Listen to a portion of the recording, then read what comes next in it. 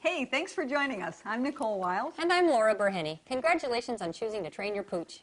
You know, dog training has changed a lot in the last 20 years. It used to be based on force and intimidation. Now, fortunately, we have much more gentle, positive methods. That means you can start training your puppy as young as 7 weeks of age, and even if you have an old guy like Harley here at home, it's never too late to start. With the methods we use, we don't punish the dog for making mistakes. We set them up to succeed, then reward them for doing the right thing. There's a big difference between using rewards for training and bribery. An example would be calling the dog to you, then rewarding him for coming, versus dangling a piece of food and saying, if you come to me, I'll give you this. That's bribery. But if you call the dog to you and then present the food and reward him, that's a reward. Now, if you've ever seen a trained dolphin show, you've actually seen the results that positive, gentle training can achieve. Yep, it's pretty tough to intimidate a dolphin. And they don't make choke chains for dolphins because they don't have a neck that would slide right off. So true. But the methods we use are the same methods used in training animals for films. Now, just because we're using gentle, positive methods, that should not be confused with being permissive with your dog. Just like we set rules and boundaries for our kids, we do the same things for our dogs. So think of us as your private in-home trainers. We'll be taking you step by step through how to train basic behaviors. We'll offer solutions to common behavior problems and much, much more. So sit back, grab your remote, and let's get started. This is McKinley. He's a Malamute, and we're going to be teaching McKinley to SIT. The way I'm doing this is I'm luring him over the head. Yes, good boy. I'm not saying the word yet, SIT, and the reason is, yes, McKinley doesn't know what it means. I'd be sitting here yelling, sit, sit, sit, sit, sit, and we don't want to get into that habit. Yes. What I am saying is, yes, as soon as his cute, handsome butt hits the floor, the reason I'm doing that is to let him know the exact moment, yes, that he's doing what I want him to do. I'm then rewarding him with a treat. Yes. Yes, very good puppy. What I'm doing is moving the treat over his head. Yes. Hey, you're beautiful. McKinley. Sit. Very good. He was doing advanced tricks. That was a spin. I'm also using lots of praise and petting too. I've started adding the word in because now I feel pretty sure that he's gonna do it. Sit. Very good boy. I'm now turning this into a hand signal. Sit. Very, very nice. Sit. Very good puppy. Yay! Good boy. All done. This is Toby, and today we're going to be teaching Toby how to sit.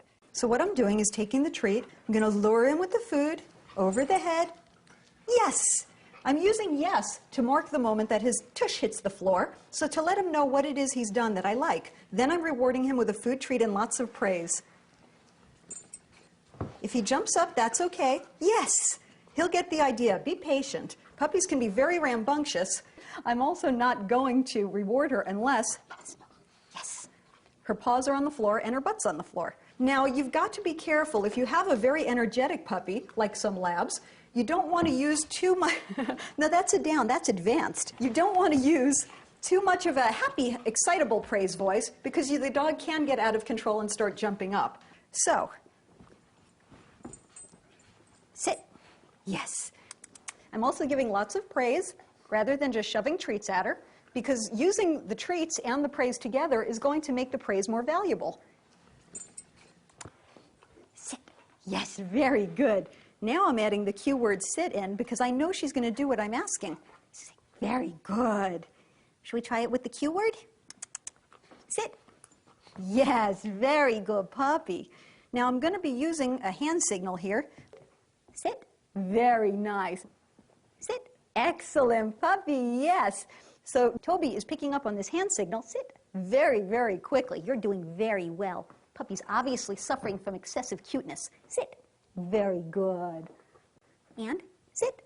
Very nice. And sit. Very good puppy. Yes. Sit. Excellent. Very good puppy.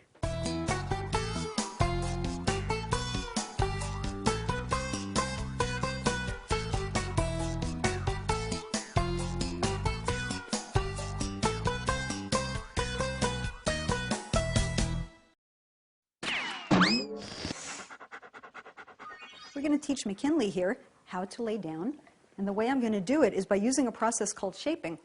With shaping, what we do is we reward little bits of the behavior instead of expecting the dog to do the whole thing. That was very good. I got a little paw there. Little more. Little further down. Yes, very good boy. That's excellent. Let's try that again. McKinley, sit. Very good boy. Take a little bit. Good. Little more. Little further down. Yes, very good boy. That's excellent. Now let's see if we can lure you all the way down in one swell foop. Ready? Here we go. Yes, what a good boy. That was excellent. Lots of verbal praise along with the treats. Let's get you back in a sit. Very good boy. Now that he's starting to follow my hand down, I'm going to have the treat in my hand this way so that it turns into a little bit more of a hand signal. Very nice. Very good boy, McKinley. Let's try that again. Very good. Ready? And I'm going to add the word because he's doing so well. Down. Very nice. Down. Excellent puppy. I'm going to give him an extra one just for staying there because I don't want you guys to have the kind of dogs that pop right up out of a down. Ready? Good boy. Sit. Because he's doing so well, I'm now going to fake him out. We're going to pretend I have a treat here, but I really don't. Ready? Down. Yes, and I'm rewarding him from the other hand. That was very, very good. That's a jackpot. That was excellent.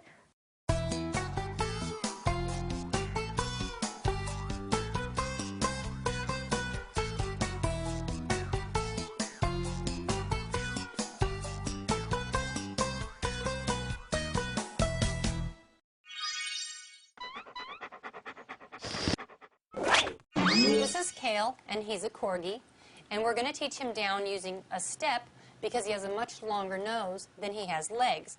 If we were on a flat surface, he would just stand here sniffing the food. Good for you. We're going to use the step and lower the food lower than the level that he's standing on, which pretty much forces him to go into a down.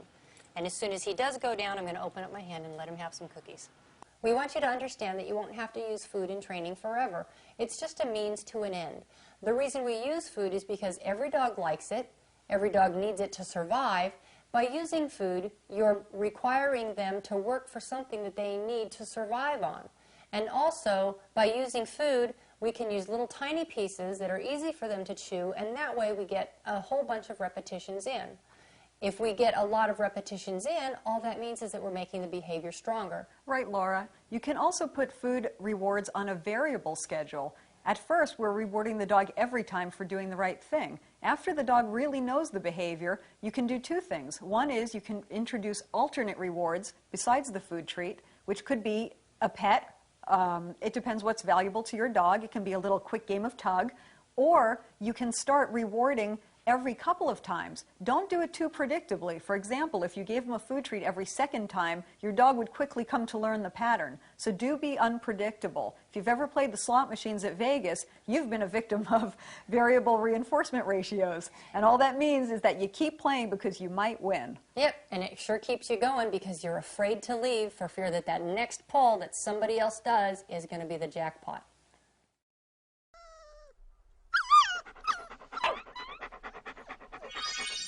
Stay. Very good. Excellent. In working on the stay, the things that you want to remember are, number one, to keep your voice nice and calm when you praise the dog. Good stay. If you say, good stay, you might get the dog up, and that's not what we want to do here. Very good. You can practice stays with your dog in a sit position or in a down. A good time to practice stays is when your dog is tired out. That way they're more likely to stay and not want to get up. Now, I always want to set the dog up to succeed, so what I'm doing here is breaking this into very, very small pieces, breaking the behavior down into small steps that the dog can easily achieve. In other words, I'm not putting Sonny on a stay here and running out for coffee and expecting him to be here when I get back. Stay. Good. My face looks happy and relaxed. I'm not all frowny saying, good stay. It's a very good, happy stay. And now I'm taking a whole step back. I am, however, with my body still sort of suppressing Sonny here by leaning forward. Very good dog. I'm being very sure to go all the way back to Sonny with the treat so that Sonny doesn't have to get up and come toward me. And if you notice, my voice is very calm and even. Even when my praise voice comes out, it's not a happy, excited voice. Good, stay. It's very even, and it's designed to keep the dog in place. Now, the way I would progress with this exercise, good, stay. Lots of verbal feedback, just a little bit at a time, good.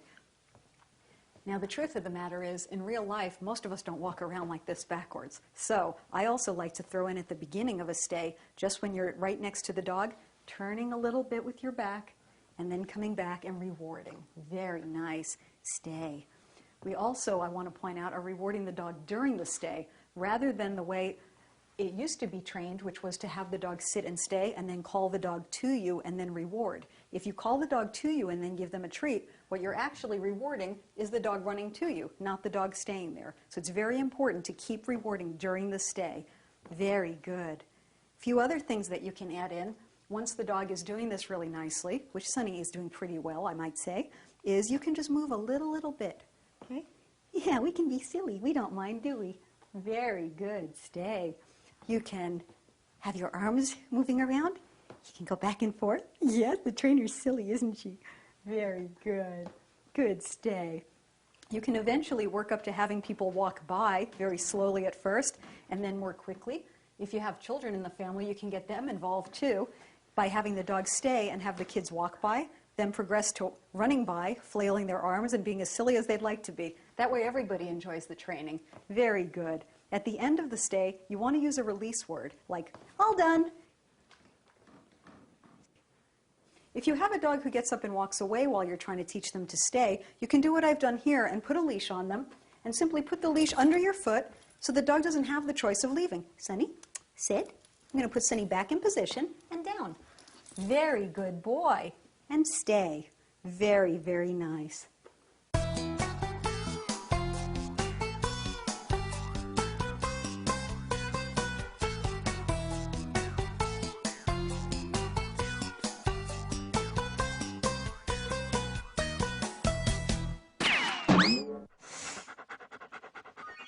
This is Augie, and we're going to be showing a couple of things with him. One is, Augie, here. Good boy. How to prove his stay using a toy instead of food. Down. What we're going to do is, I have his favorite toy in the world, which is a tennis ball.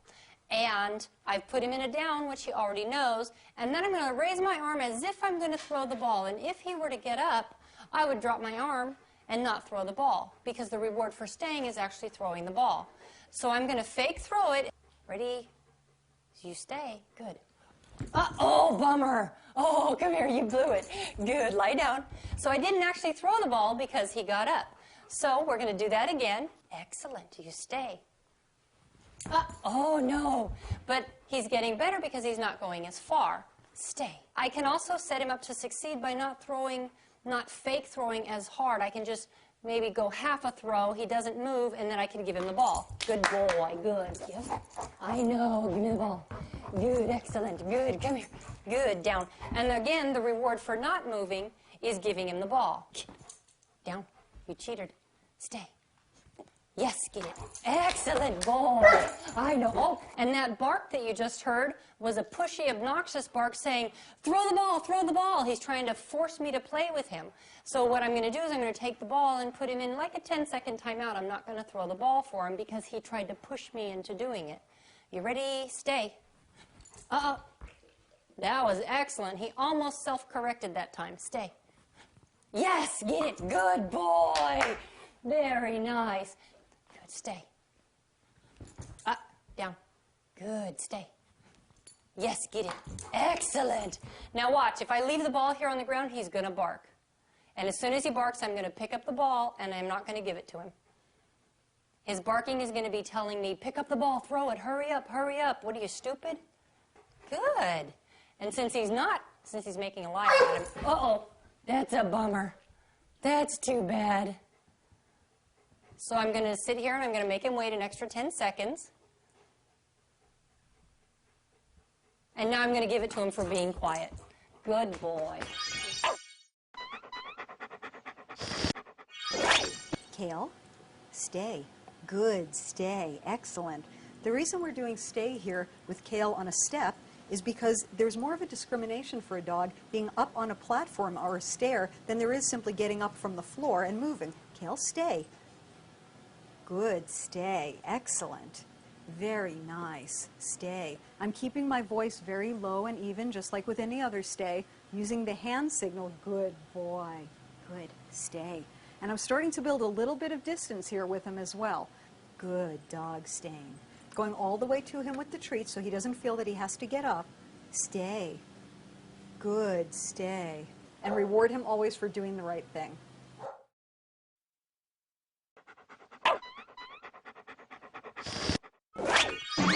One of the most important things you can teach your dog is to come when called. Some people call it the recall. And the simplest way to start training that is to make use of your dog's natural instinct to chase things that move. In this case, you're going to be the thing that's moving. So start out with him here, make sure you've got his attention, then call his name, Fido, come, at the same time as you're running a few steps away from him, patting your leg to encourage him to come along with you. And reward him by giving him a treat and by petting him and telling him what a good dog he is. Yes, good boy. Ready? Kale, come. Very good boy. And watch me, watch me. Ready? Ready? Kale, come. Very good boy coming with me. Very good. This time, instead of giving him the treat when he comes running with me, I'm actually going to toss it so I can create a little bit of distance between myself and Kale. That way I can call him to me. Ready? Kale, come. Very good. Go get it. Okay, ready? Kale, come. Good boy. Kale, come. Kale, come. Yay, very good. And I'm tossing it again and moving in the opposite direction. Kale, come. Very good boy. Kale, come. Kale, come. Yay, that was excellent. What a good puppy. Kale, come. Kale, come. Kale, come. Yay, Kale, come. Kale, come. Good. Go get it. Kale, come. Kale, come. And go get it. Good boy, Kale, come. Kale, come. Yay, good boy. Go get it. Kale, come. Good boy. Go get it. Kale, come. Kale, come. Yay, come on. Good boy, Kale. Yay. In the training exercise where you started out standing by your dog, running away, patting your leg, and saying whatever the dog's name is, come, you started out with a very, very basic, the very beginnings of a good, reliable recall. Now, obviously, it's not that easy, and it does take a lot of repetitions and a lot of building and building further and further away, and then adding distractions and so forth, before you'll get a really good off-leash, reliable recall. Joe, come! Yay! Who's the good boy coming to me? So what I'm doing here is scratching Joe with one hand by his collar and feeding him a treat with the other one. Very good boy. I'm also telling him how handsome and wonderful he is. And when I'm done, I'm going to stand up and I'm going to ignore him so that Laura can call him. Joe, yes, come. Excellent boy. I want to make sure that I feed him directly in front of me because I don't want him going off to the side. I don't want him running past me. And when he does start to come to me, that's when I'm going to say the word come. I'm not going to wait until he gets all the way to me. And I'm also going to wait until he starts moving before I say come. Joe, Joe, come. Joe, come. Yay, you found me. And what I did here was hide behind the wall a little bit so that Joe had to find me. Hide and seek is a great way to teach your dog to come to you. Joe, come. Yes, excellent. Yay. You also want to make sure that when he gets to you that you're really happy and basically you're making a party. It always, always has to be worth it to him to come to you. Joe, Joe, come. Yay. I'm also being very careful to keep the treats very close into my body. Don't make the mistake of reaching out for your dog. If you do, you'll get a dog who comes to you and stops a foot or two away.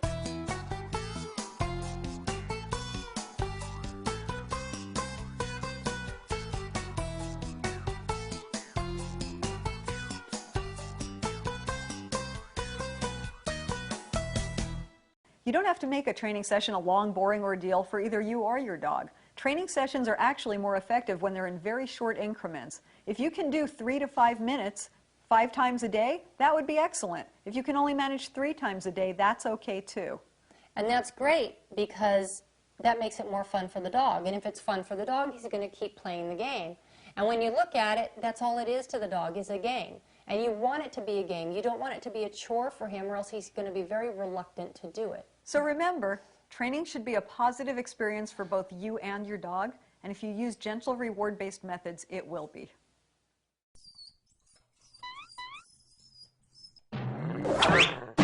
What we're going to be doing here is teaching Bernie how to walk nicely on a loose leash. And the way we're going to do that at first is just to have him sit by my side, and then I'll just take a few steps forward with him at my side, stop, and expect him to sit next to me. So I'm going to give him a warning that I'm taking off by saying, let's go. Good boy. I'm rewarding him for walking nicely by my side. Oops, drop that one. Come on, let's go. Good. And sit.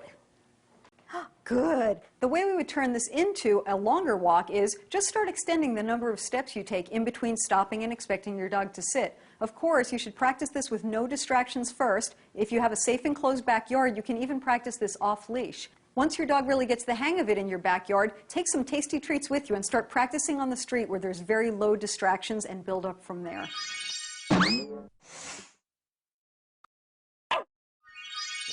This is Noodles, and he's our Doberman, and we're going to be working on loose leash walking, which is very similar to heel, but it has a little more leeway. Noodles, here.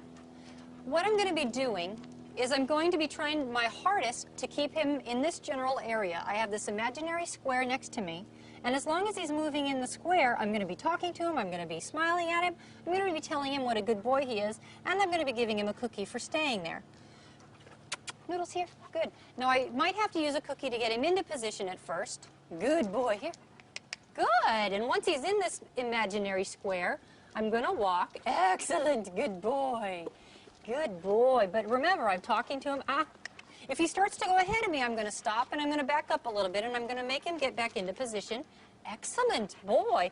And I'm going to make him take a couple steps forward before I give him a cookie again. Very nice. That's very nice. Come here. Good. Very nice. Over here. Good. Good. Now I can use a piece of food to get him back into position, but I'm not going to pay him as soon as he gets into position. Here. Come here. Good. I'm going to make him take a couple extra steps. Excellent. And I'm trying to hold the food out of his reach. Good boy. Very nice. Now you'll notice the leash is very nice and loose. Good. That's why it's called loose leash walking. Now, I don't want to walk and try to force him to stay in position by tightening up on the leash, because then he's not learning anything. All he's learning is that a walk feels like this, and we want him to learn that a walk feels like this. Also, it's very hard for me to distinguish when he's actually pulling if there's constantly pressure on the leash. So, by keeping the leash loose, I can watch the leash, and as soon as it starts to tighten up, that's when I know that he's going to start to pull. Come over here, sweet. Good. And I'm just going to make him cover the same 20 feet over and over again until he realizes that's excellent, that being next to me is the best place in the world to be. Now, you have to remember that when you're outside, you're competing with the environment. That means that as nice as you are, there's a lot of good sniffs in your neighborhood. There are other dogs and other critters and just everything else out here that he doesn't get to smell that often. So he gets to spend an awful lot of time with you, but once he gets outside, he wants to see everything. So you have to make yourself all that much more exciting so that he pays attention to you. And sometimes that means you have to be very animated and really kind of make a fool out of yourself and make your neighbors think you've gone nuts. But that's okay in the beginning, because do we really care what our neighbors think? Nah, our dogs are more important. Come on, sweet. Good boy, Noodles.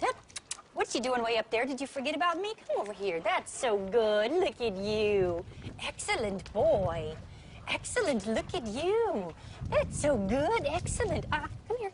Look at, oh, good. Come here, turn around. Good boy, very nice. Nope, get back here. Good, excellent boy, very nice. Now I want to make sure that I pay him in position. Here. Good boy, very nice. Now you might also notice that he's not wearing a collar that could hurt him or damage him in any way. He's wearing a flat collar. This particular model is called a martingale, and it's a limited type of collar. And basically, since he has a very thick neck and a very thin head, we want this so that it'll tighten up when I put the leash on, so it doesn't come off over his head, but it's not going to hurt him in any way. Good boy, Noodles, as you sling slime everywhere. Come here, sweet. Good boy. Good. So I'm just going to remind him that we want him to be in position, and the better at this he gets, the less often I'm going to have to pay him, and the less foolish I'm going to have to look to my neighbors. Once he realizes that I'm just always the best place to hang out, Yay, what a good boy. That's a good boy. Come here. Once he realizes that I'm the best place to hang out, he's just going to automatically start hanging here and ignore everything else on the street.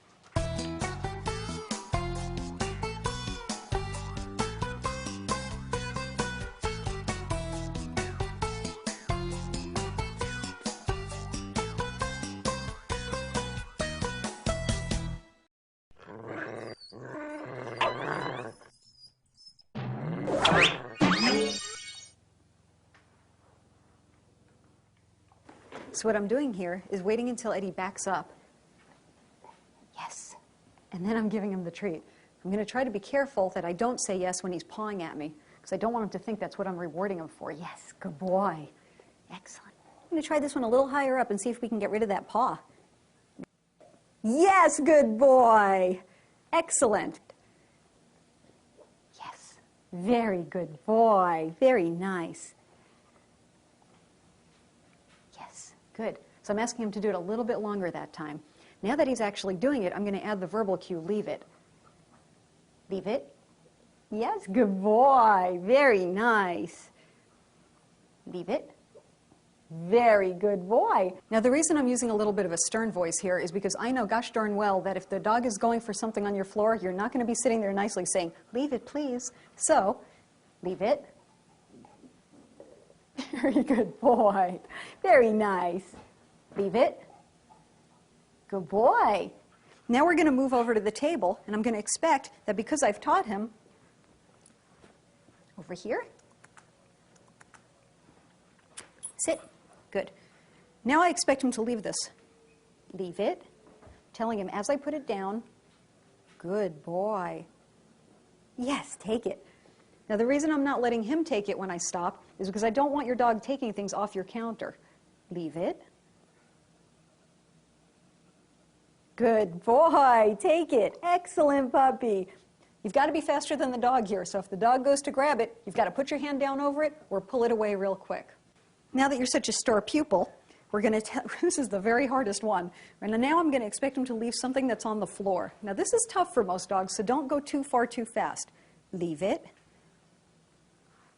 Good boy. And take it. Again, not pushing him too far too fast, keeping my hand near the treat. Leave it. Good boy. And take it. Very good puppy. Now I'm going to just put this a little closer because I trust you. Leave it. If he lays down, that's okay. Leave it. Good boy, Eddie. And take it. That was excellent. You're the best beagle in the room. Now that we've taught Eddie a few leave-its, and I feel he's good enough at it, I'm going to bring out the big guns. Eddie tends to go for shoes that are left on the floor. So I'm going to just drop this. Leave it. Good boy. That was excellent. Leave it. Very good boy. Excellent. The way you want to do this, if your dog really goes for a certain item like shoes or socks, just find something that your dog likes and make sure that the reward is better than the thing that's laying on the floor. Walk by and sort of nonchalantly drop it on the floor. As your dog goes over to it, as he approaches, but before he gets his mouth on it, say, leave it, in the same voice that you've been using for training. Then reward him with a treat out of your hand.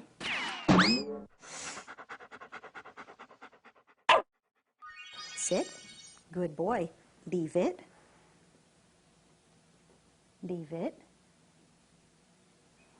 And take it. Very nice. You notice that I'm keeping my hand very close by, just in case he decides to go for it. You've got to be faster than the dog. Leave it. Good boy. Take it. Excellent puppy. You're so smart. Leave it. Very good boy. Now, the reason that I'm also giving it to him rather than letting him grab it is because I don't want your dog to ever think that they can grab food off the counters, or anywhere for that matter. Since he's doing so well, we're going to start doing this a little bit tougher for you here. Paulo, leave it, and we're going to put it right on the floor. Good boy. Take it. Very good boy. Sit. Leave it. Leave it. Not taking my hand too far away, just in case I need to grab it. Good boy. Take it. Now, if it's easier for you, and you'd like to, You can also cover the item with your foot. Come here. Sit. Good boy. Leave it. Good boy. It would be tough for me to get that before he did. Ah. Although I can be very tricky and fast. Leave it. Leave it. Much better, boy. Take it. Yay! Excellent. Okay.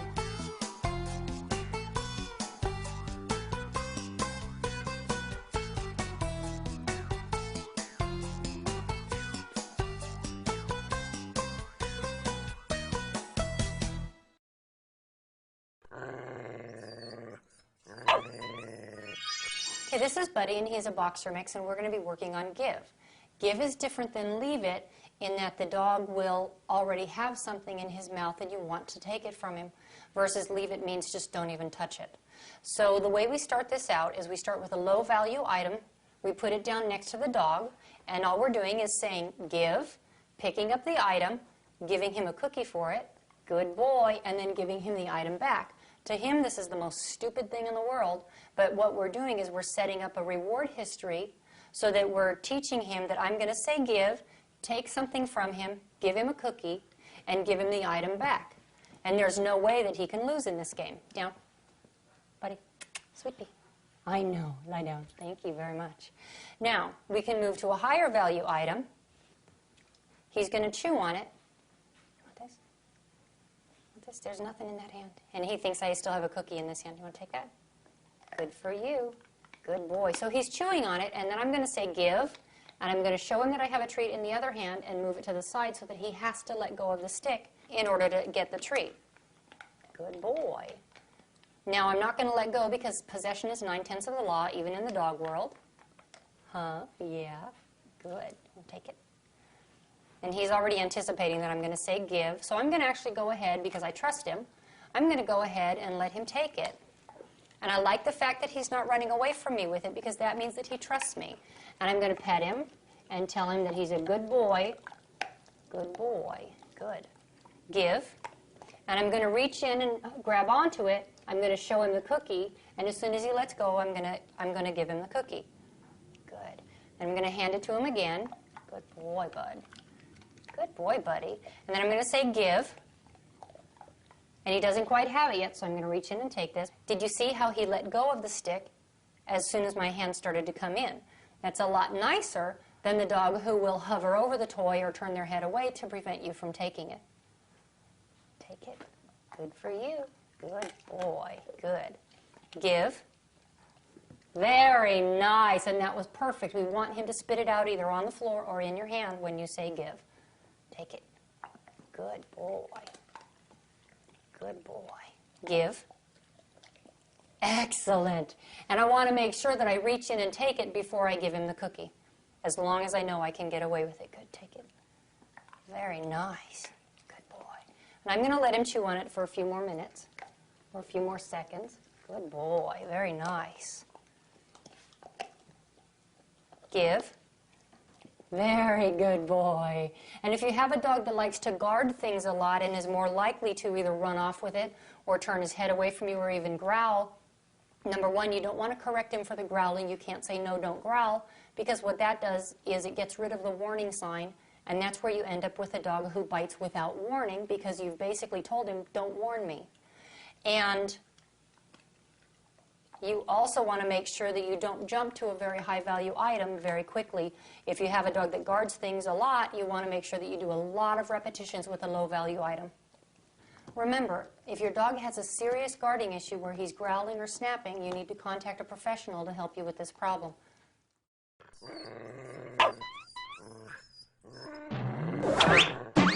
What we're doing here is teaching Anza, good, wait, to wait for the food dish to be put down.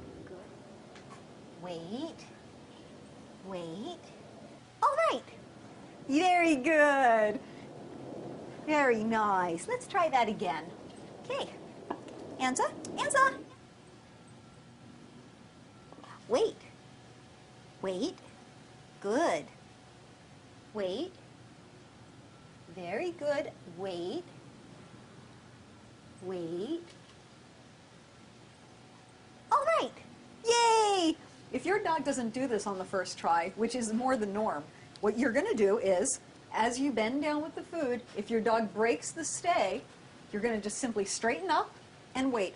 Have patience, put your dog back in the stay position. It look like stay, wait, start going down. It'll take a little bit of time and a little bit of patience, but your dog really will get this. Just be sure that you're faster than your dog is. The last thing you want to happen is for you to put the bowl down, stand up, and your dog runs and grabs the bowl. So be sure you're down there the first couple times so you can pick it up very quickly if you have to. Your dog will get this in no time at all. This is a really nice thing to do at every feeding time. It helps to establish your leadership, and it's a good impulse control exercise for your dog as well.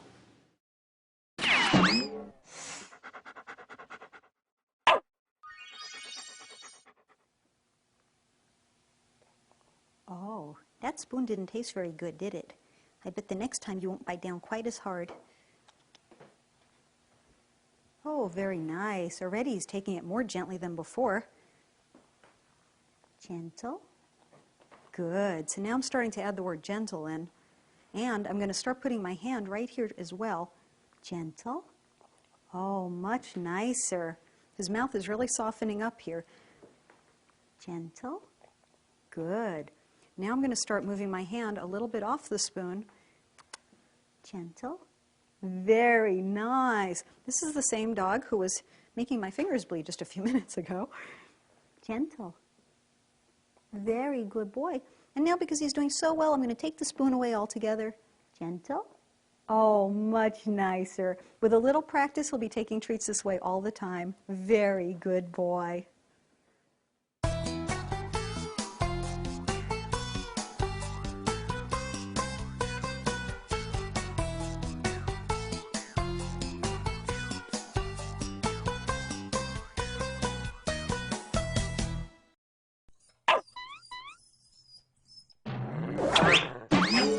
This is Yukon, and we're going to be teaching her how to respond to her name.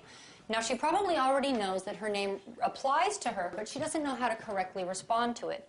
Ideally, you want your dog, when they hear their name, to look at you and say, "Yes, ma'am, what do you want?" or "Yes, sir, what do you want?" And that's how we know that they've heard their name and that they're actually paying attention to us. Sit. Good. So the way we do that is I'm going to do something to get her to look away from me, and then I'm going to call her name one time because I would like for her to respond to her name the first time every time. And then I'm going to do whatever I have to do to get her to look me in the face. As soon as she does, I'm going to use a clicker. It's an event marker, and basically it tells her that what she's doing is correct. And I have her on the leash to keep her from walking away from me, you know, hearing other things in the house and getting bored. So my job is to keep her interested, and hot dogs help. Good. Ready? So I'm going to hold the hot dog out to the side. Yukon, sit. Good. Sit. Good. I'm going to hold the hot dog out to the side and say, Yukon. Excellent. As soon as she looks at my face, I'm going to click, because I know that as soon as I start moving my hand with the hot dog towards her, that she's going to start watching my hand, and I don't want her to think that she's getting paid for watching my hand. I want the clicker to tell her she's getting paid for what she was doing at the time she heard the click. Yukon. Excellent. That was very good. And these hot dogs are a little bit slimy and slippery. Sit. Good. Yukon. Oh, that was perfect. Very nice. Yukon. Good. I didn't click her the first time because she wasn't quite looking at my face. Good. She was trying to cheat and look halfway between my face and the hand with the food. Sweetie, come over here. Good girl. Sit. Excellent. Good. Yukon. Good. And because she's not looking at me now, I don't have to hold the food out to get her to look away from me to do this exercise. I can just say her name. Yukon. Good girl. Very nice. So I can just wait for her to look away from me. Yukon. Hey. Now, this is a very good example of what you can do if you're having a hard time getting the dog to look at you. You can say their name, show them the food, and then hold the food up between your eyes. Okay. And she's losing track of it. Excellent. And then I'll click when she follows the food up to my face. So that's another thing you can do if the dog isn't responding to any of your verbal sounds. Good girl.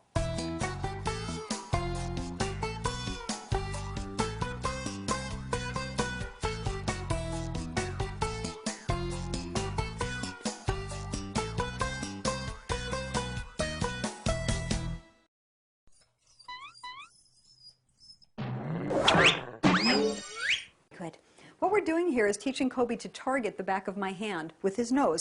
That means touching his nose to it. Good boy. Every time his nose touches my hand, I'm going to click, and of course every click is followed by a treat. The click tells him the exact moment that he touched my hand was exactly what I wanted him to do. Very good boy. Excellent. Now I haven't said the word touch yet because I'm not convinced that he's going to do it every time, but he's getting pretty good at this. Very good boy. So let's take a chance and we'll say, touch. Very good. Until you're about 80% sure that your dog is actually going to do it when you ask him to, don't add the cue word touch in. Now you might wonder what you can use this for in real life. Well, one thing is you can certainly turn this into, stay. You can turn this into touch. Good. Getting your dog to walk nicely next to you, like this. Touch. Very good. Touch. Kobe, touch. Good. Excellent. Touch.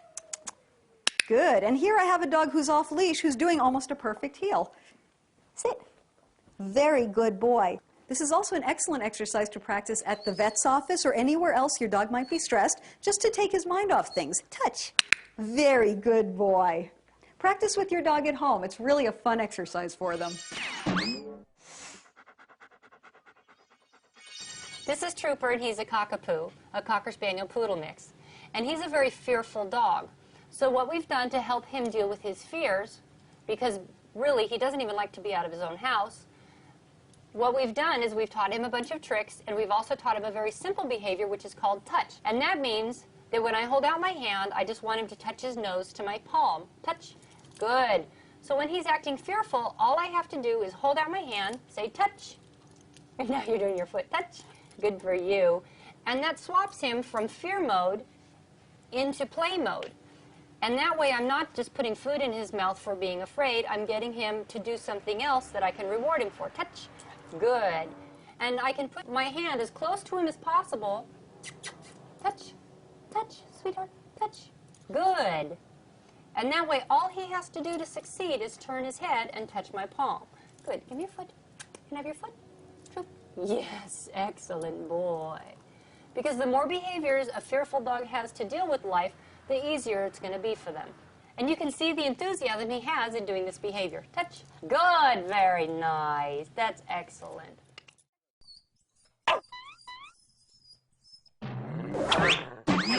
This is Amza. She's a Jack Russell Terrier. And we're going to demonstrate through a combination of luring and shaping how to get her to go to her bed. Ready? I'm going to start out by throwing a piece of food over to the bed. Good. Good. Eat it. Good. Now, she saw the food go over there and she was sniffing around, but she didn't find it. I clicked her for looking for the food, and then I tossed a piece of food to her. Now, the clicker is an event marker. All it means is that you're doing the right thing, and I'm going to pay you for that. The idea is to pay her more often for being on the bed than off of the bed, so that she gets the idea that, gee, every time I'm on the bed, I get more food. I want to pay her a lot for being on the bed so that she gets the idea that the bed is the place to hang out. Good. So even if I have to use a piece of food to get her over there, I'm still going to click for her going and then pay her for it. Good girl. And that was a big piece for her. You want to make sure that you use small treats because you need to make sure that she can eat them fast enough so that you can continue on training. Down. Excellent. Now, once the dog realizes that sitting on the bed is the place to be, then they're going to start hanging out on the bed and wondering why you're not paying them.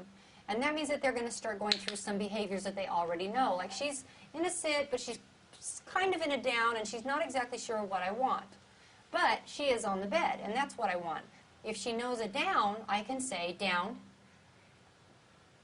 down, and a down. Good. Very nice.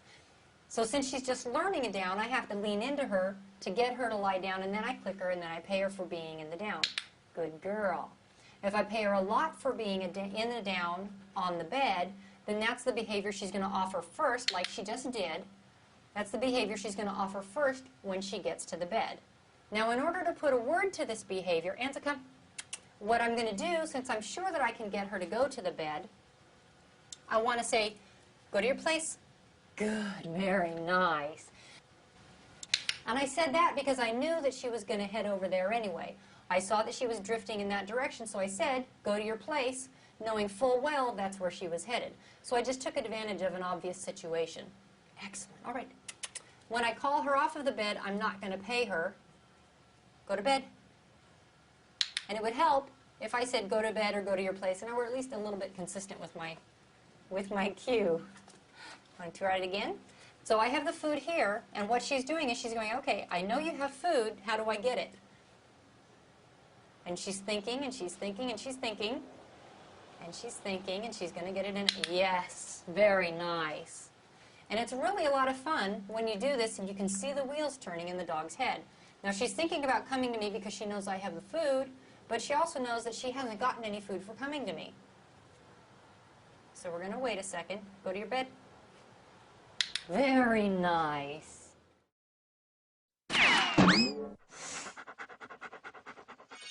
Apollo. Hi, sweet pea. Okay, this is Apollo, and he's our golden retriever puppy, and we're going to start introducing him to the crate. And what I want to do is I want to make the crate very exciting. So I want to put a line of treats going from the entrance all the way to the back, and then he's just going to go in and eat little pieces. And as he's going in to get the treats, I'm going to tell him what a good boy he is. I only want to praise him for going into the crate. Excellent boy. And he's hesitating a little bit. He's sort of stretching because he's afraid I'm going to shove him in and close the door on him. Apollo, here, sweet. Good. Another thing we can do, in addition to treats, is if he likes a toy, we can put a toy in the back of the crate. And he's going to walk around the crate a little bit trying to figure out how he can get the stuff out without actually going in the door. Good. Go get it. Good boy. Now I'm saying good boy for him just looking into the crate because I'd rather have him looking into the crate than looking at me. Good. Here. Now I don't want to rush him because the crate is supposed to be a happy place. Good boy. Oops. If you have a crate and you have his food bowl, what you can do is put his food bowl full of his entire meal in the back of the crate, leave the door open or take the door off completely, and just wait. You just wait for him to go inside, and if he's hungry, he's going to go inside the crate and eat all of his food. And when he's in there, you can say, good boy, but you want to make sure in the beginning that you don't close the door behind him, because we don't want him to think that every time he goes in, you're just going to slam the door shut and keep him in there forever. Hello, babe. Good. Well, when I'm throwing the food in, I want to make sure that when I throw it to the back, that it hits the back wall so that he can hear it. Good boy. So you just have to wait him out. And again, if he's hungry, he's just going to go in.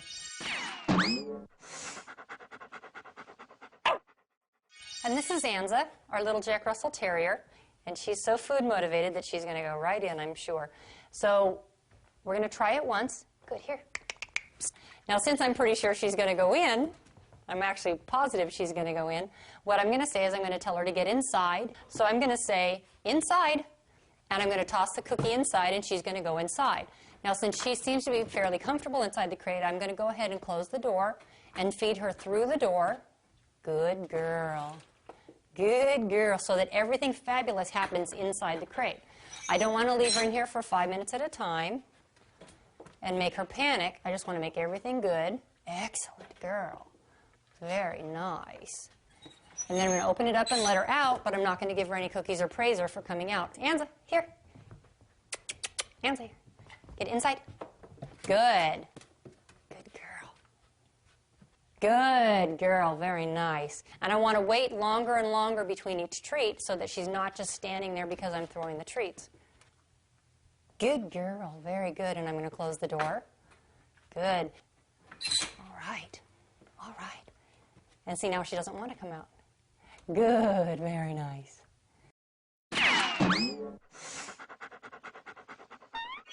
Part of setting dogs up to succeed is managing the environment so that your dog does do the right thing and there's less chance of him doing the wrong thing. For example, when you're housebreaking your dog, management would include possibly crate training or confining him to one area. If you let him just run loose, of course he's going to have accidents, and that won't be the dog's fault. So set him up to succeed by using good management and then reward him for doing the right thing. And this is Anza, and we're going to be talking about using exercise pen for house training. Now this is for dogs who are basically latchkey dogs, It's for people who work for long hours and the dog isn't going to be able to get out to go to the bathroom. We don't want to keep them in a crate for a long period of time. The way the setup works is that we keep the front of the exercise pen without anything here, because that's where the dog is going to be coming when you come home from work or when you come into the room. So we don't want the newspaper up here. It's very important that they have a separate area for going to the bathroom versus spending their time for eating and playing. What I just gave her was called a Kong toy, and there's food inside, and you can also put peanut butter or Cheese Whiz or any other type of food to keep her busy during the day. It's also important that she have a bowl of water, because puppies need fresh water, and then also her toys. You have to keep her busy during the day, and that's the main part of it. And then the crate needs to be in here too, either a crate or a bed. Now with a very agile dog like this, you're going to have to be careful that she can't jump on top of the crate and then figure out how to pop herself over. And if you do something like this, you can put her kibble in here, you can do other things, and that way she's keeping herself busy and out of trouble. What we've got here is a little setup for housebreaking. Daisy, who's agreed to be our doggy model, and who you might be able to tell has just had some peanut butter, is modeling our in-home doggy setup. Now, the reason for this setup would be, if you are working like most people, a full-time job, and you're gone 8 to 10 hours a day, you don't want to keep your dog in a small crate. Hi, Daisy, would you like another lick? Crate training is a wonderful thing, and it does use the dog's natural instinct not to soil in their own little area, but you really don't want your dog to be crated more than 3 to 4 hours a day, unless it's overnight and they're right near your bed and you can tell that they need to go out. In this circumstance, what we've done is we've put a baby gate across the kitchen here. We've put Daisy's bedding right near the front because we know that she's probably going to hang out up here because she wants to see when you're coming home. What we've done also is we've put a little bit of newspaper way at the back at the opposite end from where her bedding is. Again, we're making use of the fact that a dog's natural instinct is not to soil in their own little area. So we know she's going to be inclined to do it as far away from her bedding as possible. Now what I've got here, and what's fascinating Daisy so much, is called a Kong toy. A Kong has a small hole at one end and a large hole at the other. And the magical thing about Kongs is that you stuff them. The dog then gets to spend all his time excavating whatever you've put in here. Here, Daisy. In this case, we've put a little bit of peanut butter in the Kong, and we've put a couple of little hot dogs in there too. And Daisy's going to spend probably a good hour trying to get that stuff out. Now, you can put lots of different things in a Kong. The trick is you don't want to use things that are going to fall right out. In other words, you wouldn't want to stuff the Kong full of your dog's dry kibble. If you do want to feed the dog's meal in the Kong, however, use your dog's dry food and also add a little bit of wet food so that it makes like a mortar, and it'll keep the food in there and it'll take the dog a while to get it out. Other things you can use as mortar for a Kong are peanut butter, as we're doing here. Cream cheese is another favorite. I even know some people who use that canned cheese, spray that inside, and use that as mortar. You can use dog cookies, treats, anything that is safe for your dog. And now our adorable model Daisy has agreed to help us explain about the Have-A-Ball. And what you do with this is put the dog's kibble inside this, their dry food. Yes, your kibble. You then let them knock it around, and the kibble falls out this hole. Want to demonstrate? What's that? Oh! Okay, so what's going to happen is this is going to provide mental stimulation and enrichment for Daisy. And instead of just feeding her meal, and if you think about it, dogs are descended from wolves who really had to work hard for their food. They were successful 10% of the time that they hunt, and here we come thousands of years later going, it's your kibble. Okay? We don't want to make it that easy for them. So the Have-A-Ball is a nice way to let your dog work for their food. There's another one that's very similar, which is called a molecule ball. The idea behind all of these is that your dog gets mental stimulation. It's enriching for your dog. Think of a dog who's alone all day. They don't have very much to do besides nap, right? So we want to give her something to entertain herself with. You can stuff her meal inside something like the Kong, or you can put just dry food inside one of these types of toys. There are lots of variations on interactive food toys, and a lot of them are meant for just dry food, as opposed to the Kong, which you can put peanut butter and other things in. So don't make your dog's mealtime boring. Let them work for their food a little bit. And on that subject, by the way, another neat thing you can do is what we call the kibble toss. For the kibble toss, what you want to do is measure the dog's food out. You've got it in your hands, and you toss it. You can do this out in your backyard. You can do it in your living room, for that matter. And it really engages the dog's scenting, tracking abilities, and hunting abilities.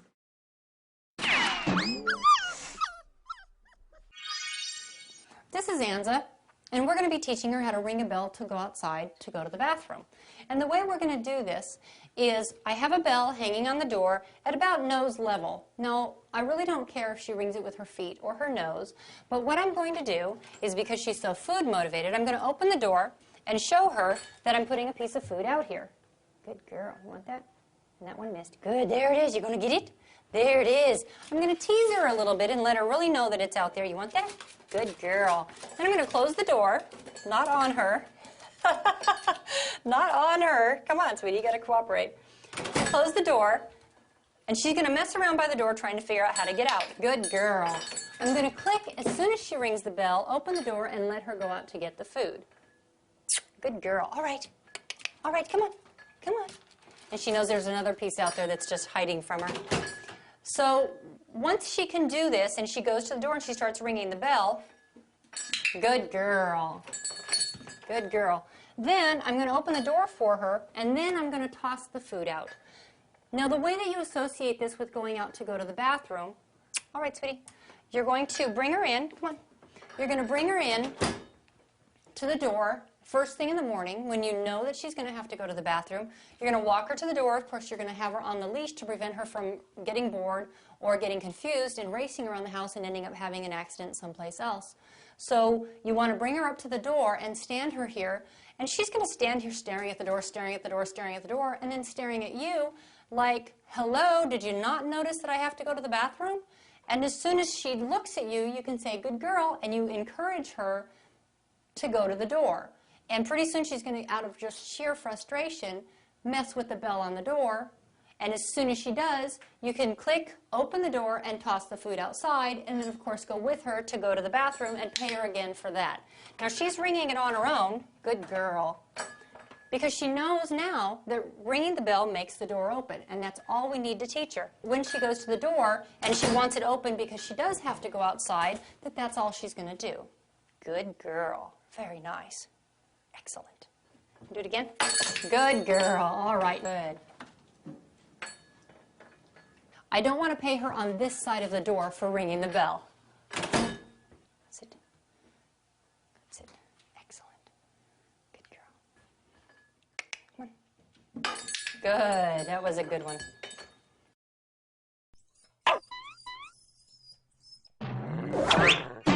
Now, let's talk a little bit about housebreaking. First thing in the morning, regardless of where your dog is sleeping, you want to make sure that you take them out to the appropriate spot to do their business, because you know darn well they're going to have to go. If you want your dog to go in a certain spot in your yard, put the leash on the dog, walk the dog to the spot, and wait until they go. One thing that's really helpful, whether you have your dog going in a specific spot or not, is to use a verbal cue, which tells the dog you'd like them to go potty. The way I teach this is, and you can use whatever cue you like, at my house it's go potty. The way you want to teach that is, wait until the dog is actually circling and sniffing, or at least has that little gleam in its eye that tells you, I really have to go. When you see that happening, that's when you want to very calmly encourage, go potty, because the trick here is the dog's already thinking about going, and so you're just helping that dog learn by associating hearing that phrase while they're thinking about it. And they will eventually go on cue. I can take my dogs to this day, and my dogs are 9 years old now. I can take them anywhere with me, say to them, go potty, they'll run out and do their business. Now imagine how helpful that is if you travel with your dogs, or if you need to take your dogs outside on a rainy day and you don't want to stand out there with them forever. So, first thing in the morning, we take our dogs out. We've attached a verbal cue. We say, go potty. They go in their spot. You tell them, good dog, lots of praise. It's not necessary to reward your dog with a treat for pottying, but if you decide you'd like to, make sure you give the treat right then and there. What people do is run back in the house with the dog and give a treat. You don't want to do that because dogs learn by association, remember, and you want to associate the reward as closely with the behavior as possible. So again, we take the dog out, go potty. Oh, good dog! And if you want to, then you say, here's a treat. Other times you want to make sure you take your dogs out to potty are after they've been napping, after they've been playing, because play is very stimulating to dogs. And if you have a very young puppy, you'll want to take them out every hour on the hour just to see if they have to go. If you follow these simple rules, it makes housebreaking really easy. Now, to get your dog to understand that it's not okay to go inside the house, Number one, you've got to be supervising the dog. Supervising means that you are actually literally watching that dog every second, because if you don't, the dog is likely to go out into another room and do their business, or to just dart behind furniture. A couple of ways that you can keep your dog with you are either tether him to you by clipping his leash to your belt loop, or tether him to a piece of furniture. Don't tether him and leave the room. Hang out with him. But you do understand that this means the dog does not have much of an area, and again, dogs won't soil in their own little area, so you know that he's not going to go. What generally happens is that dogs learn not that it's not okay to go in the house, but that it's not okay to go in the house in front of us, because we don't like it very much. So, what to do if you do find your dog having an accident and he's in the act? You absolutely want to startle him out of it, and the ways you can do that are a sharp hand clap, which I'm not going to do, I don't want to startle Daisy here, or an which would sound a lot sharper and louder, where I'm really correcting the dog. Okay? So we want to startle them out of it, and then we want to hustle them out to the area where they're really meant to do their business. If they then do their business out there, that's great. They've done it again, so praise them anyway, even though you had to startle them to get them to do that. They may not do it outside because you startled them, and hey, it's a little traumatic for some dogs. That's okay, not a problem. The only time that rolled up newspaper should ever come into play is you roll it up real tight and you say, I should have been watching my dog. It's for you, not the dog. Not the dog's fault if he has an accident. If the dog does have an accident on carpeting, you want to be sure to use an enzymatic cleaner that gets all the way down to the padding and really takes the scent out. Dogs have a very good sense of smell, and if you don't clean it up really well, they're going to go in the same place over and over again. Kind of a neat trick is, if you're not sure where the dog might have gone, take a black light, turn out all the lights, turn on the black light, and you will see every spot in that carpet. It's actually kind of scary, but you will know everywhere that the dog's gone. So, remember, housebreaking is really a team effort between you and your dog.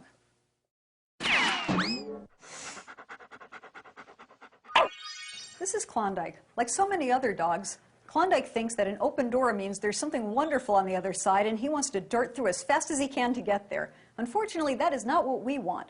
So, we're going to teach Klondike that when a door is open, it means he has to sit and wait until we tell him it's okay to come through. It's very important to teach your dog this because you don't want any accidents happening when you open a door. Ready?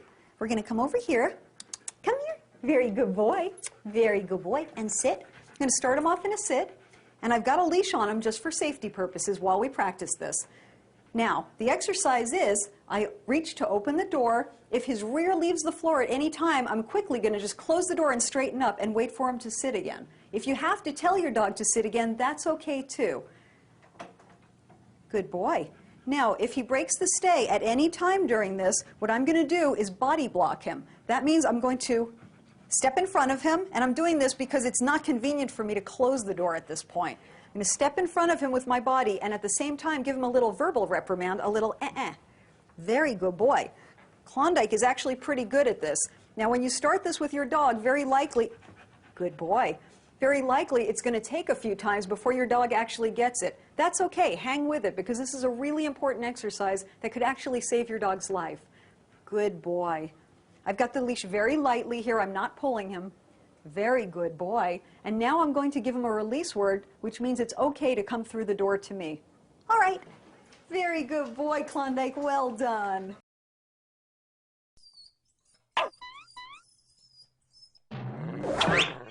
Jumping up is one of the most common behavior problems. When your dog jumps on you, he wants one thing, your attention.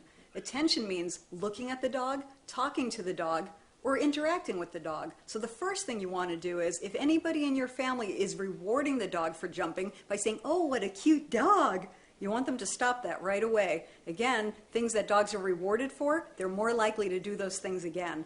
You also don't want to do this. Dog jumps, push. This is a great game for dogs. Wow, they jump and you push. They're never going to stop because, again, they've been rewarded for it. So what can we do? We cannot give the dog what he wants. In other words, we're not going to give him our attention. There's two parts to this exercise. This is the first one. Dog jumps, we're going to turn to the side, we're going to fold our arms, and we're not going to look at the dog. That means you don't say, no, don't jump on me. What you do is stand, ignore him. Now, the dog can do one of two things that's going to then cause you to turn around and very calmly greet him. And this is the second part. One, the dog can sit. Many dogs, if they don't know what else to do, they'll sit. I know I'm a good dog when I sit. The other thing the dog can do is just have 4 paws on the floor. When the dog is either sitting or has 4 paws on the floor, you're going to very calmly reward him like this. Good dog, very nice. And now we're going to show you with a very live dog named Sammy. Sammy's a hound mix and he flies through space.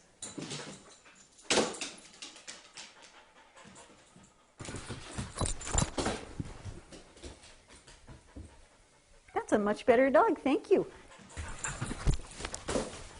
Dog jumps, we're going to turn to the side, and we're not going to look at the dog.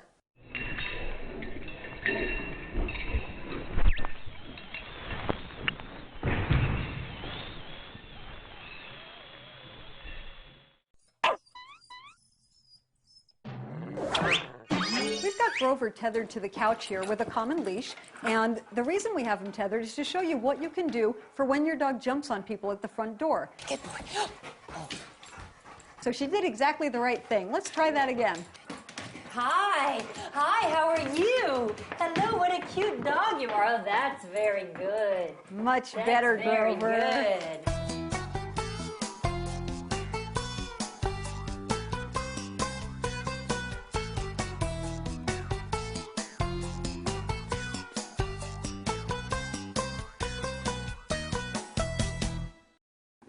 This is Gus. Gus is a Lhasa Apso. First thing we want to understand is that nipping is a totally natural behavior for dogs. If your puppy is nipping you, it does not mean that they're mean or that they're aggressive. It's just that they explore the world with their mouths. Yes, thank you very much. One of the things you can do when a puppy nips, oh, and now I've got teeth, is you can let out a yelp. Now, when your dog's on their back, that's one of the times they will want to put their teeth on you. And if you noticed, he took his teeth off me right away because I sounded like a little hurt puppy.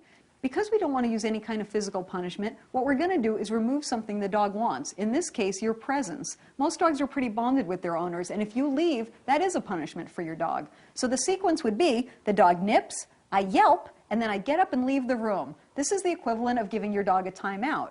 You can always give the dog the timeout alternately by putting the dog into his crate. And crates, by the way, are fine for a dog to have a timeout in if your dog is already familiar with the crate and already enjoys being in there. A timeout should be 2 to 5 minutes of the dog being quiet. You then come back and very calmly let them out. Now let me show you an alternate way of stopping nipping. What would be incompatible with nipping? How about licking? As long as you don't mind your dog licking you, you can actually teach your dog to give kisses or lick on cue. The way I would do that is to take just a little bit of peanut butter, and what I'm going to do is just put a little bit of this, whoa, don't go anywhere, on the back of my hand. Peanut butter perfume, it's lovely. I'm going to let him lick it. As he starts licking, I'm going to say, kisses. Good boy, kisses, yes. What will eventually happen is that you can start yelping when your dog puts his teeth in you, and then saying, kisses. And your dog will have a nice way to stay with you and interact with you instead.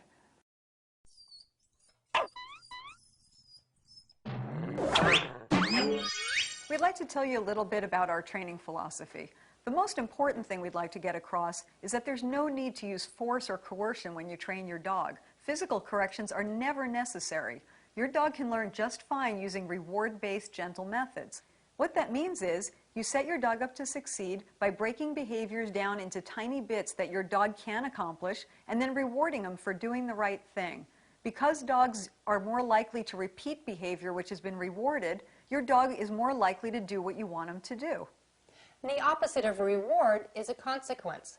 Of course, we're not saying that one of the consequences is that you get angry with your dog or that you punish the dog physically. A punishment can be a non-physical punishment, like a timeout. And a lot of times that works better than a physical punishment. If a dog is coming up to you and barking at you or mouthing you or trying to get your attention, the best consequence for that behavior and the best punishment at that time is a timeout. You can take him and you can put him in his crate, you can take him and you can put him outside, or you can even leave the area. That at that point is going to be the best and most effective thing to do to him. Leadership does not mean that you use brute strength to establish your authority. Leadership should be a quiet authority. Just like in a wolf pack where you have the alpha or top dog, if you think about it, the real alpha in a wolf pack is not the one making the noise and trying to start squabbles. The real alpha is a wise leader who only steps in when they need to, then forgives and moves on. In your pack, you are the alpha. One of the best ways to establish that is to get your dog on a leadership program. You want to be a dictator, but you want to be a benevolent dictator because you want your dog to like you. I mean, when you think about it, you are your dog's best friend. And if you are very intimidating and domineering when you're trying to be his best friend, he's really not going to like hanging around you very much, and that's not the relationship you want with your dog. That's true. So what are some ways that we can establish leadership? Well, if you're the leader, number one, you control the resources. If you're a parent, you already know a little bit about that because you control, for let's say a teenager, the allowance, the use of the car, the curfew. Well, it starts out that way anyway. In your pack with your dog, you control resources like food. Food is life and death to a dog. Food shouldn't come from that little round magical thing that's always full. It should come from you, oh great leader. So what you want to do is feed your dog twice a day.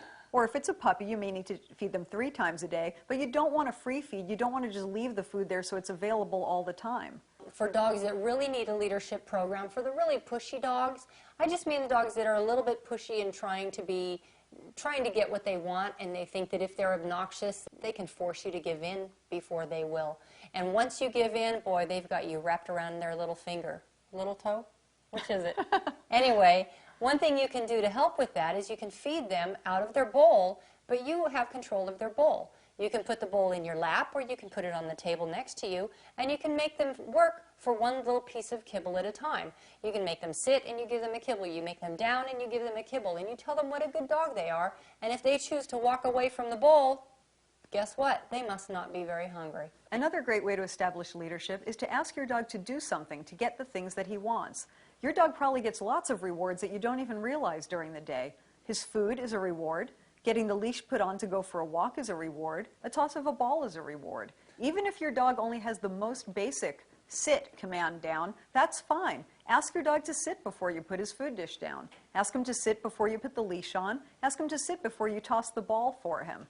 And even when he wants to be pet, if he comes over, sits down, puts his paw on you and gives you those big brown eyes, if he's already sitting and he knows it down, ask him to lay down first and then pet him. You can also make him sit before he has to go out to go to the bathroom.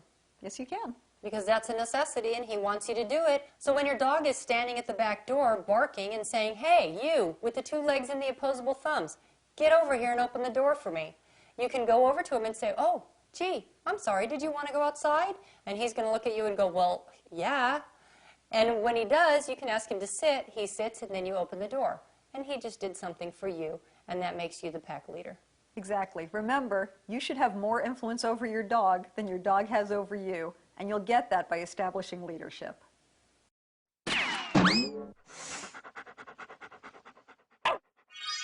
We'd like to talk to you a little bit about a nice method for training your dog that involves the use of a clicker. This is a clicker, and all it is a small plastic device with a piece of metal in the middle, similar to the tin crickets that were out when we were kids. Now, why do we use a clicker? The clicker is a marker, and what that means is it marks the exact second that your dog is doing the behavior that you want him to do. Why would a dog care about you clicking? Because every time you click, you're going to follow that click up with a treat. Just because you're clicker training, it doesn't mean you have to have the clicker with you at all times. We use the clicker to train a new behavior, then we name the behavior, in other words, attach a verbal cue to it, and after your dog knows it and is comfortable doing it, you don't need to use the clicker anymore for that behavior. The one thing that's really nice about the clicker is that the clicker overcomes any other ambient sound. So no matter what else is going on, if your dog does something you like and you click the clicker, he is going to come to you for a treat, and that's a wonderful thing. Because although we talk to our dog all the time and we tell the dog they're a good dog all the time, when we really need that dog's attention, when we really want to tell him, yes, that was good and that's what I'm going to pay you for, the clicker just jumps in there and really does the job. One of the most important things you can teach your dog is a solid, reliable recall. A recall simply means you call your dog to you and they actually show up. So let's talk about the ground rules for how to establish that. One thing is, don't call your dog to you for things that your dog is not going to like.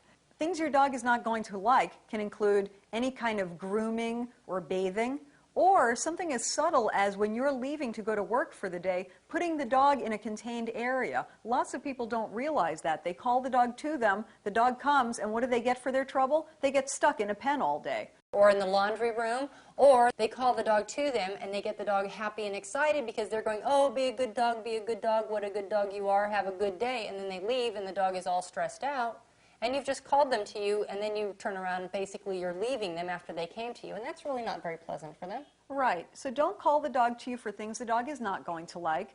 Do call the dog to you for things that the dog is going to find rewarding. If you think about it, during your dog's day, he's getting rewards anyway. What about when you start getting that bag of kibble out? You know your dog comes running because he's been operantly conditioned. He hears the food bag rattle and he comes running. So why not say to him, Buster, come, then rattle the food bag. Guess what? If you do that before the things that Buster likes, if you rattle the leash and say, Buster, come, then jingle the leash, eventually what will happen is Buster will start anticipating that when you say, Buster, come, something wonderful is next going to happen. Just like the cat and the can opener.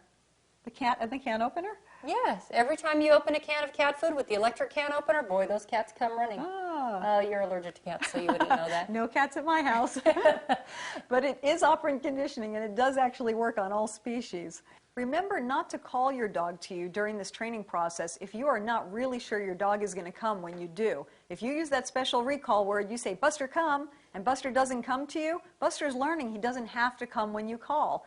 Think about it every time you call him and he successfully comes as a little deposit into the bank of the good, solid, reliable recall. Every time you call him and he doesn't come, that's like a withdrawal. And think of it this way. If you're not sure Buster's out there in the yard, you're not sure whether he's going to come to you when you call him, I want you to think, would I bet Nicole $50 that he's going to come when I call? If the answer is no, don't call him. Because she'll be knocking at your door. I can guarantee it. She'll be there with her hand out going, $50, baby, right here. I'll be right showing here. up. Yeah. So. But that's a very good point. When she said, Buster, come, one thing you want to make sure of is that you do use the dog's name in a pleasant way. You don't ever, ever want to use your dog's name to get him in trouble. You don't want to say, no, Buster, bad dog. Because as we learned in teaching the dog how to respond to his name means to look at you for further instruction. So chances are, by the time you say his name and he responds to you and the word no or bad dog comes out of your mouth, basically you're punishing him for responding to his name, and we don't want to do that. Lots of people say, my dog doesn't listen to me when I'm out in the park. Well, there's a lot of distractions out in the park. You've got to get your dog to listen to you first in the living room before you can expect him to listen to you in the park off-leash with lots of dogs around. So what we're saying is, it's worth the time and effort to put in to train a really good, solid, reliable recall for your dog. It might save your dog's life one day. And remember, the safest place for your dog is within a 3-foot radius of you. So if everything good happens in that little space, that's where your dog is going to be if he gets hurt or in trouble. It's important for your dog to have lots of different types of toys to play with. We're going to show you a couple of different types. One is a squeaky toy. Now this is a squeaky toy that has a little sheepskin coating on it, and for really tough chewers you might want to monitor them because you don't want to have them, number one, tear up the toy and ingest pieces of it, and you especially don't want to give a dog who's going to be a harsh chewer anything with a squeaky toy because they can actually swallow the small piece inside. This would be good for a really young puppy though. And it's not a bad idea for you to actually bring out the toy and play with the dog with the toy because that way you are the source of all things fun. You can also, instead of, you know, like with a child, how they get bored of their toys really quickly, with a dog it's the same thing. If you give your dog 20 toys and leave them strewn around the house all the time. They're going to go looking for the shoe. Yes, exactly, because your shoe is so much more exciting. So you want to just rotate their toys, give them 3 or 4 toys, that's okay. Then take one back or take 2 back and give them something different. Keep them interested. Yeah. And if you have a dog that isn't interested in toys or that you think isn't interested in toys, the best way to get him interested in a toy, let's say I come home from the store and I have this toy. As soon as you tell him he can't have it, that's what he's going to want. Exactly. That's true. Right. Dogs are like kids. So as soon as he comes up and he wants to see it, you turn your back. Oh, no, you can't see it. Oh, no, it's mine. And you keep playing with it. Oh, no, it's mine, because he's going to come around the other side. And then he's going to, and oh. And then you open the drawer and you put it in the drawer and you turn around and walk away like, what toy? I never saw a toy. And you do that a couple times a day for a week, and that dog, you pull that toy out and you drop it on the ground, and the first thing that dog is going to want, because you've been telling him for a week, no, you can't have it. Of course, that's the first thing he's going to go for. That's very true. So if your dog is one of those that you think just doesn't like toys, really try that out because it totally works. Another type of toy that's fun is a tug toy. Now, tug toys come in lots of different colors and different lengths and different textures.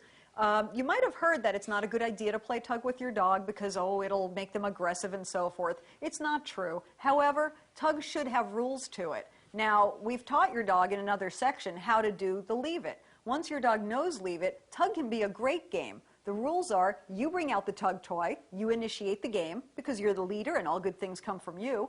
You start playing with the dog, get the dog interested in the tug. Here, you want to be the dog? Sure. Get the don't yank it away. Leave it. Get the dog. Oh, you didn't say Right, take it. this is a rowdy dog. I'm a good dog. I'm not supposed to grab it until you say take it. Take it. Thank Want to you. play? Okay. So you encourage your dog to get into the game. Your dog starts tugging. Then you freeze and you say, leave it. And if you've trained to leave it well enough, your dog will actually drop the toy and may even step back once and sit. Once the dog leaves it, you can say, good dog. And the dog's reward for leaving it is that you say, take it. And you start playing the game again.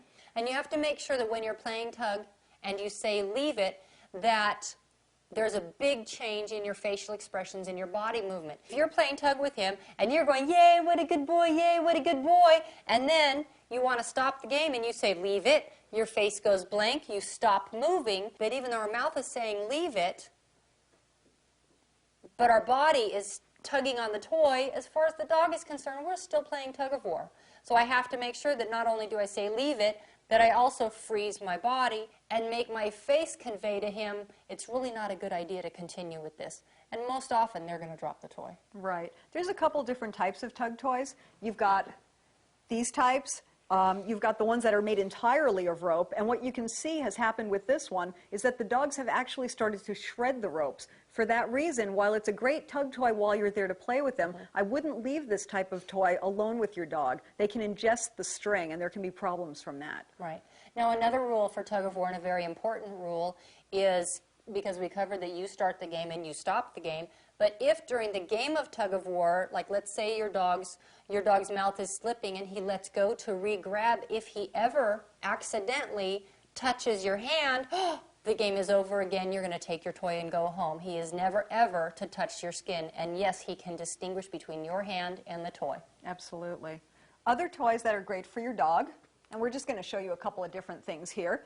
We have things that involve balls. We have tennis balls. And be careful about using the generic tennis balls. I can tell you that I have a shepherd who is absolutely ball obsessed. A lot of shepherds are, actually. Apparently. Yes. And it's a beautiful thing because we can play lots of games that can do some training along with them. But be careful because if your dog chews incessantly on the tennis ball, the felt actually has something in it that will make your dog's teeth grind down. And I learned that the hard way, so I don't want you to. That's true with a lot of toys, unfortunately. Yeah. So you really have to make sure if you have a really compulsive chewer that you do things that aren't going to damage your dog's teeth. We do have a toy here that's similar to the Have-A-Ball and the Molecule Ball, and it's basically an environmental enrichment toy. It's called a Buster Cube, and it's just a square of plastic, and it has a hole in the middle that you can change the size of the hole, and you just put his kibble in there, and it has to be dry kibble, don't soak it first, for obvious messy reasons. You're going to put the kibble in here and shake it around to make sure it gets in every nook and cranny. You're going to put it on the ground. The dog is going to start rolling it with his nose, and the food is going to fall out. Right. Right. So if you have a latchkey dog and you're going to be leaving in the morning and the dog is going to be there all day, what you do is you put the dog's breakfast in here, and that's how he gets his breakfast, and it's going to tire him out because we all know a tired dog is a not destructive dog. Right, and this one actually has 4 chambers inside it, so that it really is a little bit more difficult than the other food toys to get stuff out of. Just be careful if you've got expensive furniture or anything else that's fragile, because this is pretty hard. I have a friend whose pit bull loves to take this and ram it into the wall, thinks it's the funniest thing in the world. Yes. So just be careful and choose your toys appropriately. Being that we use food treats in training so often, we'd like to tell you a little bit about the treats that we do use. First of all, don't use big treats that are going to take too long for the dog to chew, and don't use dry treats like dry, hard cookies.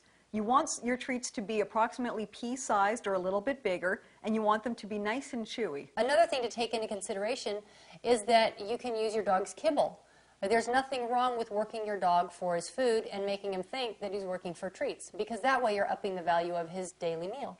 Right, and one way you can do that is to actually break your dog's meal into 8 or 10 separate little meals that you give him throughout the day for training, rather than keeping it at 1 or 2 meals the way you do now. And that makes training more important because he knows that he's working for his meal and not for a treat that he may or may not want because, let's see, you know what, I really don't feel like coming to you right now. Plus, I know that you're going to feed me in 20 minutes anyway, so it's really not worth it. And that's also a good solution for dogs who are overweight and you don't want to give them a lot of extra treats. Right. Now, some of our favorite treats for training, there are a lot of different food rolls that look like a sausage when they start out. You slice them and then you dice them up as big or small as you'd like, and they come out looking like this. If you're good at it, they come out in perfect little cubes. Actually, the type of stuff that comes in a food roll is also great for stuffing things like Kong toys. What you do is you slice it, and when you have it in a slice, but before you dice it up, you squeeze the top hole of the Kong, the big hole, so that it elongates. You put one of the slices in, release it, and your dog can't get the treat out very easily. So that keeps them working for a while. You're driving him nuts that way. Make sure also that any treats you use in training, that, well, if you use a lot of them, that you kind of subtract that amount of kibble from their diet, because again, we don't want the dog getting overweight from training.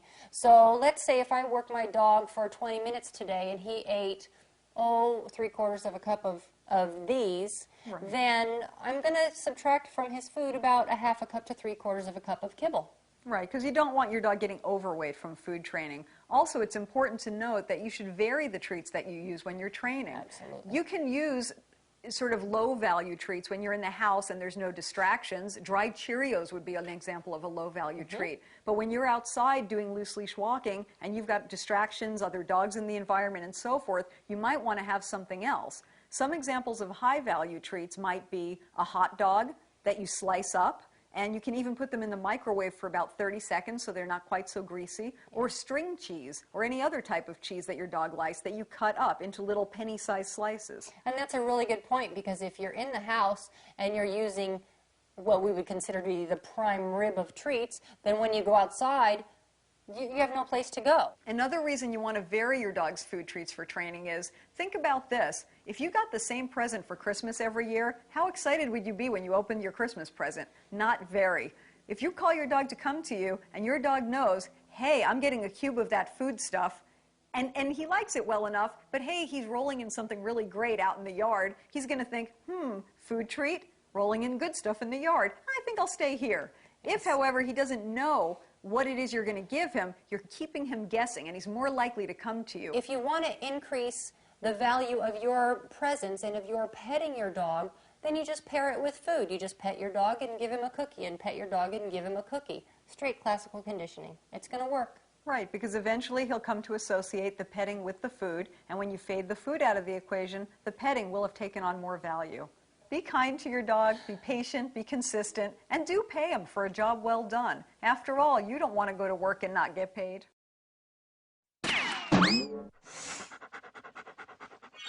This is Mel, and he's going to help me demonstrate car safety.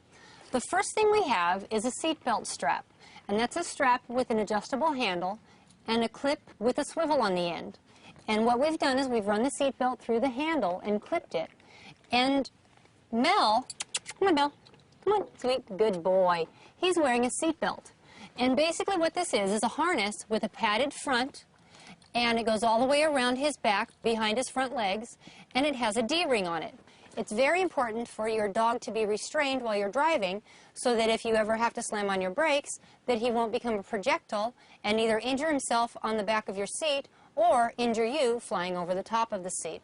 It's also important that if you're going to roll down the windows at all so that the dog can get some fresh air, that he not be sticking his head completely out of the window. As we all know, things can come flying up off of the road from the cars in front of us, and they put dings in our car. They could, of course, do damage to your dog's face or eyes. So you just want to open it enough for them to get some fresh air. What we're going to do is we're going to put him up on the seat, and we're going to take the harness with the D-rings and the strap, and we're going to clip the strap to both of the D-rings, and this way if he turns around, there's a swivel on the end of the strap that will allow him to turn around without getting tangled up. And once you get moving, he's going to settle in and probably lie down. Sit. Mel, sit. Good boy. Good boy.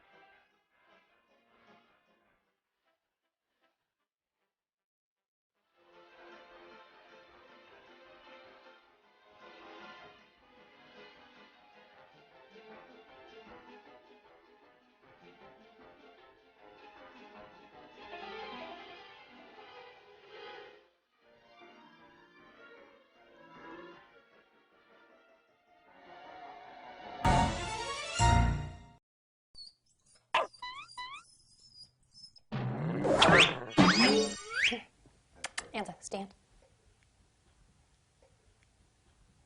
Good, down. Good. Stand. Good. Sit. Sit. Nope, that's a down. Sit. Good. Very good. Good. Down. Good. Sit. Good. Excellent. Very nice. Good. Oh, yes. Psst, psst. Anza. Down. Good. Very nice. Up. Psst, psst. Down. Sit. Yeah, that was excellent. Very nice. Good. Stand. Yay, very nice. Sit. Good. Good. Good. Down. Good. A nice fast down. Stand. Yes, that was good. Sit. Very nice. Fabulous. Good. Hey, psst, psst. I know, lots of good sniffs. Stand. Oh, good. Sit. Good. Very good. Down. Good. Sit. Good. Down. Sit. Oh, cheater. Sit. Down. Sit. Down. Sit. Good. Stand. Good. Down. Back up. Down. Sit. Good for you. Good. Stand. Good. Down. Okay, bow. Sit. Stand. Good. Down. Ah. Good. Sit. Nope. Sit. Cheater. Sit. Good. Stand. Good. Down. Wrong. Down.